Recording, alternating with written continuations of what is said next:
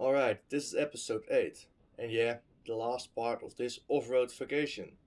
After a few good days in Italy with my brother and his girlfriend, the weather already started to turn a bit.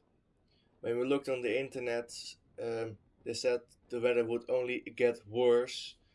So my brother and I looked everywhere for a way out, somewhere not too far where the weather would at least be okay, but no luck. With school starting again in just 4 days and the conditions only getting worse, we made a call to head home together.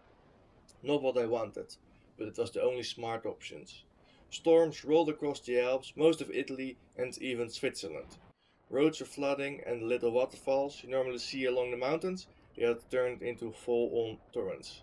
Not crashing onto the road itself, but way bigger and louder than usual. Visibility dropped to just a few meters ahead of me. Riding in it was more than adventure, it was more like survival. The last ride was tough. I ended up doing 1250 kilometers in one day. Honestly, the only reason I made it through was because my brother was driving ahead with a car and trailer. He was my guide through the storms. Without him, I don't think I could have safely carried on. And yeah, it stinks. The vacation was already short, and having to cut it even shorter was rough. I would have loved to explore more trails, learn more off-road, maybe make a few beginner mistakes, but I also learned a lot on this trip. About the bike, about the altitude and riding there, about riding in tough conditions, and about myself.